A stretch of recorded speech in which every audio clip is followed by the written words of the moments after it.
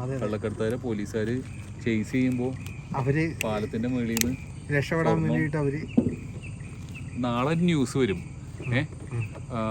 ഈ പുഴയിൽ വഞ്ചിക്ക് നടന്ന ഒരാൾക്ക് ഇത്ര ലക്ഷം രൂപയുടെ സ്വർണ്ണമൊക്കെ കിട്ടിയെന്ന്. അപ്പം അമ്മി ആലോചിക്കും.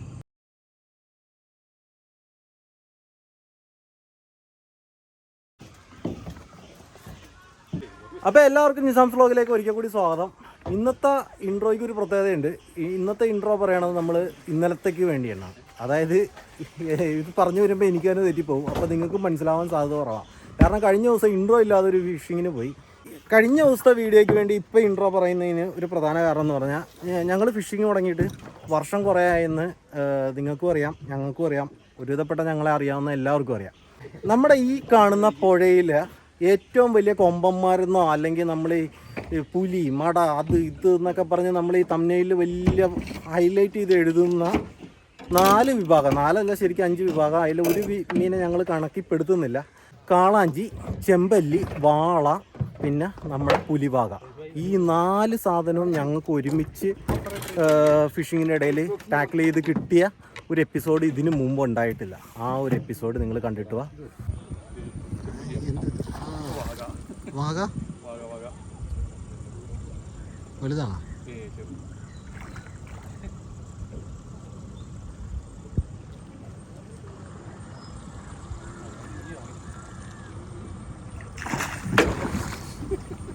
പോയില്ല. ചൂണ്ട ഇങ്ങനെ നീട്ടി പിടിച്ചത് നല്ല ഫ്രെയിമാണ്. നീ മറിയട്ടെ.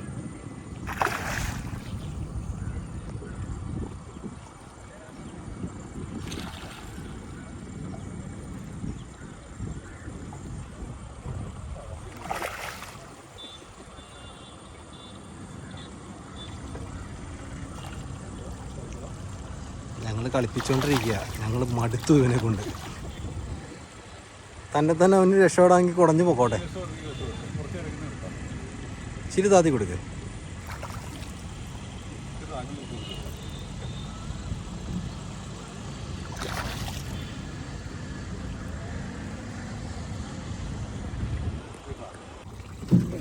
അങ്ങനെ അമ്മിക്ക് രാത്രി കിടിലൻ സാധനം അടിച്ചേക്കണം. എന്തായാലും നല്ല സൈസുള്ള സാധനമാണ്. കേറി വന്നില്ല, നല്ല സൈസുള്ള. നമ്മളെല്ലാവരും കഴിവ് തെളിയിച്ച് കഴിഞ്ഞതാണ്. എന്തായാലും കാളാഞ്ചിയല്ല. അങ്ങോട്ട് നീങ്ങിടാ. വാളയായിരിക്കും എന്നാണ് പ്രതീക്ഷ. കാളാഞ്ചി അല്ല. എന്തായാലും മുകളിലോട്ട് വന്നില്ലല്ലോടാ. എന്തോ ഉടക്കൂടി ഉണ്ടെന്ന് സംശയമുണ്ട്. കയർ അങ്ങനെ എന്താണ്ടോ 1000 ചൂണ്ട വല്ലതും ഉണ്ടാകുന്ന സംശയമുണ്ട്. സാധനം ഇവിടെ എത്തിയിട്ടുണ്ട്. കുറെ എൻ്റെ ചൂണ്ടയും ആയിട്ട് ടാങ്കിളായി. എന്നിട്ട് അത് ഞങ്ങൾ വലിച്ച് പൊട്ടിച്ച്. നല്ല വെയിറ്റ് ആണോ ആടാ മീൻ? അങ്ങനെയാണെങ്കിൽ ഒരു 5-6 കിലോ ഉള്ള അല്ലേ ഈ മീൻ പിടിച്ചിട്ട്. ഇത് കാണുന്ന വരെയുള്ള ഒരു ശുഷ്കാന്തി കണ്ടു കഴിയുമ്പോൾ കാളാഞ്ചിയാണെങ്കിൽ കൂടും. കാളാഞ്ചിയാണോ? എന്നാ ഹെവി ചെമ്പല്ലി ആയിരിക്കും. അന്നത്തെ പോലെ മറ്റേ ഇതാണെന്ന് എനിക്ക് സംശയം. ഏത്? ആ മറ്റേ സാധനം അല്ലേ, ഈ ഞട്ടറാ? മഞ്ഞില്ലേ? അടിച്ചപ്പോ തന്നെ. പക്ഷെ അടിച്ച ഉടനെ പാഞ്ഞില്ലടാ. അടിച്ച് നല്ല ഓടിയത്. എനിക്ക് സംശയം വെച്ചല്ലേ ഇനി 1000 ചൂണ്ട വല്ലതും വല്ല പ്ലാസ്റ്റിക് വയറ വല്ലതും ഉണ്ടാ. പോയി.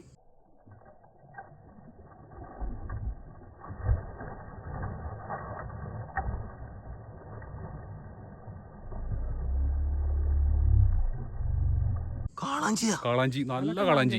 എത്രയുണ്ട്? നല്ല വലിപ്പമുണ്ടായിരുന്നു. 5-6 കിലോ ഉണ്ടായി. ഈ ഭാഗ്യം കെട്ടവൻ അല്ലേലും അതെ കാളാഞ്ചി വാഴൂല. ചാട്ടത്തിൽ വിട്ടുപോയത്. ഇത് ഒരു കാര്യം കറക്റ്റാ. അടിച്ചുടഞ്ഞ നല്ല ഡ്രാഗ് എടുത്തു. എനിക്ക് അതായിരുന്നു നീ പറഞ്ഞ് അത് 1000 ചൂണ്ടയാണ്. എനിക്ക് സംശയം ഉണ്ടായിരുന്നത്. കാരണം അടിച്ചിട്ട് ഇത് ഭയങ്കര ഒരു ഒരസലാ പോയത്. അവന്റെ യോഗല്ലേ. നല്ലൊരു 5-8 കിലോ ഉണ്ടായിരുന്നു. എന്തായാലും അമിക്കിതൊരു പുതിയ സംഭവമല്ല. ഈ നാട്ടിൽ കോട്ടയം ജില്ലയിൽ റേപ്പ് ചെയ്തേക്കുന്നവനെ. പക്ഷെ ഇവന് കിട്ടി. കഴിഞ്ഞോണം കിട്ടിയത് നമ്മുടെ വീഡിയോയിൽ ഞാൻ എവിടെയെങ്കിലുമൊക്കെ ഞാനത് ഉൾപ്പെടുത്തിയേക്കാം കേട്ടോ. ഒരു അടിപൊളി കാളാഞ്ചി കയറ്റിയ ഒരു വീഡിയോ ഉണ്ട്. പലരും കണ്ടു കാണും. കാണാത്തവർ ഒന്നും കൂടി കയറി കാണും. കണ്ടവർ വീണ്ടും കാണുക. കോട്ടയം ജില്ലയിൽ ഒരു ഡെന്റൽ ഡോക്ടറിന് ആവശ്യമുണ്ട്. ഒരു ഇതുള്ള എല്ലാ കാളാഞ്ചീനെ അമ്മി വായ കീറി വിട്ടേക്കാം. ലാൻഡിങ് നെറ്റ് എടുത്ത് പിടിച്ചോ. കഴിഞ്ഞ തവണത്തെ പോലെ ഇനി കാളാഞ്ചിയാണെങ്കിൽ കളഞ്ഞു കഴിഞ്ഞ് കഴിഞ്ഞാൽ നീ വെള്ളത്തിൽ ചാടി ചത്തോ. വേറെ യാതൊരുവിധ പരിഗണനയുണ്ടാവില്ല. കാളാഞ്ചി ആയിരിക്കരുതേ. കൊഞ്ഞനം കൊത്തി കളിച്ചിട്ട് കാളാഞ്ചിയാണോ ഇന്നിപ്പോ രണ്ടാമത്തെ മൂന്നാമത്തെ നാലാമത്തെ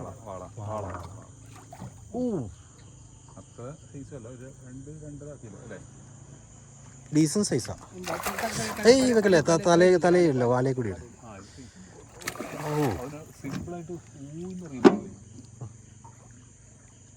ഇങ്ങനെ വരുമ്പോൾ തലയിൽ കൂടി കയറ്റിയാലും പിന്നെയും വലിയ പ്രശ്നമില്ല. യെസ് യെസ്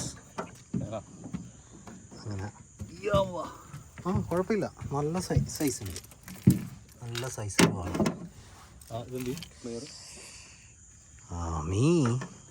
നീ വാളേനെയും പിടിച്ച് നടന്നോടാ. കാളാഞ്ചിനെയൊക്കെ വിട്ടിട്ട് വാളേനെ കയറ്റിയിട്ട് എടാ ഇങ്ങനെയാണെങ്കിൽ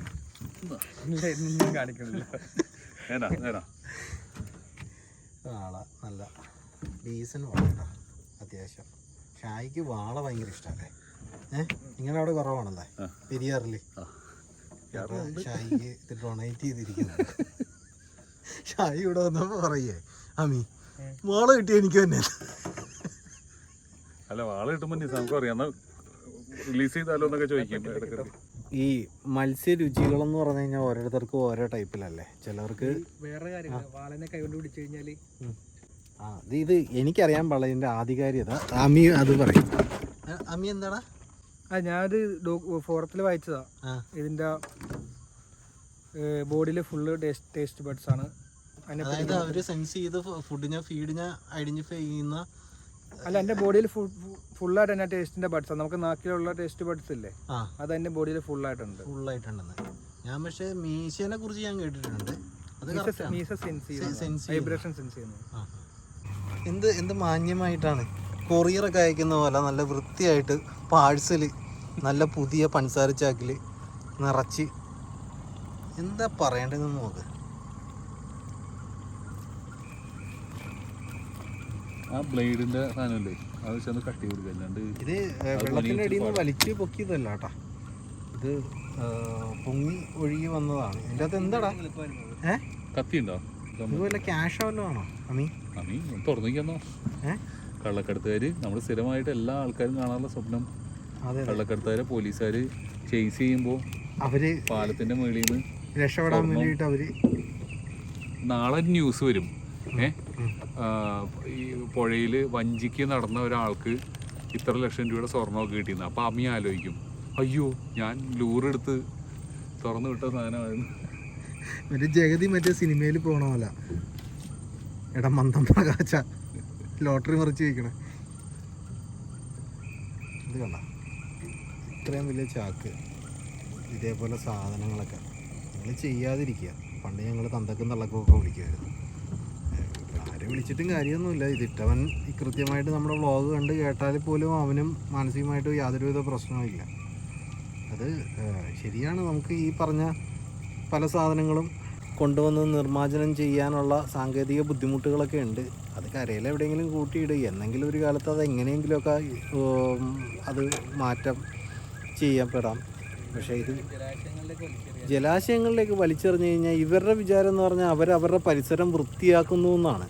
അതായത് വീട്ടിൽ കിടക്കുന്ന സാധനങ്ങളെല്ലാം പൊതിഞ്ഞ് കെട്ടി അല്ലെ പൊതിഞ്ഞ് കെട്ടാതെയോ അല്ലെ പ്ലാസ്റ്റിക്കിൽ നിറച്ചിട്ടോ. ഇപ്പോൾ പെരിഷബിളായിട്ടുള്ള സാധനം പ്ലാസ്റ്റിക്കിൽ കെട്ടിയിട്ടിട്ട് ജലാശയത്തിലിട്ട് എത്ര കാലം കഴിഞ്ഞ് കഴിഞ്ഞാൽ അത് അങ്ങനെ തന്നെ കിടക്കും.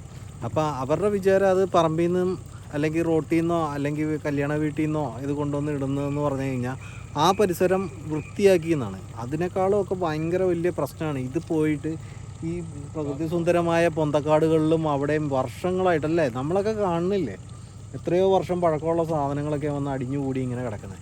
അപ്പോൾ അത് ചെയ്യാതിരിക്കുക. പരമാവധി നോക്കുക എന്നല്ലേ, ഇത് ചെയ്യാതിരിക്കാൻ പറ്റുന്ന ഒരു കാര്യമാണ് കേട്ടോ.